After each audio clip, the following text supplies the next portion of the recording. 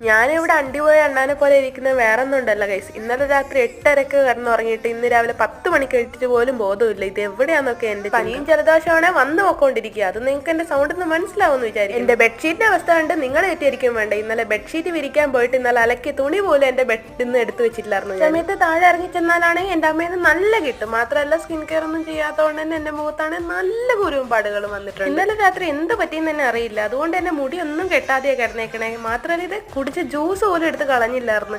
താഴെ ഇറങ്ങുമ്പോഴാണെ നല്ല പേടിയുണ്ട് അമ്മ അവിടെ ഉണ്ടാവുമോ ദൈവം. അമ്മ കാണാതെ പോയിട്ട് പല്ല് വെച്ചിട്ട് ഫുഡ് കഴിക്കാൻ നോക്കും. അനിയനാണ് TV കണ്ടുകൊണ്ടിരിക്കുക. ഇന്നാണ് എനിക്ക് എല്ലാം കൊണ്ടുള്ളൊരു മോശ ദിവസമാണ്. കാരണം ഡയറ്റീഷ്യന് ഞാൻ ഫുഡ് അപ്ലോഡ് ചെയ്തിട്ട് പോലും ഇല്ല. പക്ഷെ അതുകൊണ്ട് തന്നെ ഡയറ്റീഷ്യൻ ഈ വീഡിയോ കാണുന്ന ഓർത്തിട്ടില്ല. ഞാൻ ഇത് കുറച്ച് മാത്രമേ ഫുഡ് എടുക്കുന്നു. അല്ല സാധാരണ ഞാൻ കുറച്ചേ കഴിക്കാറുള്ളൂ. ഇനിയാണ് എനിക്ക് ഫുഡ് കഴിക്കുന്ന സമയത്ത് പുറത്ത് കാഴ്ചകൾ കണ്ട് എപ്പോഴും നിലത്തിരുന്ന് ഫുഡ് കഴിക്കാനേ എനിക്ക് ഇഷ്ടം. എനിക്ക് എത്ര ചെയറുണ്ടെങ്കിൽ നിലത്തിരുന്ന് ഫുഡ് കഴിക്കണം. അപ്പോൾ വീഡിയോ ഇഷ്ടപ്പെട്ടാൽ ലൈക്ക് ചെയ്യുക, സബ്സ്ക്രൈബ് ചെയ്യുക. ബൈ.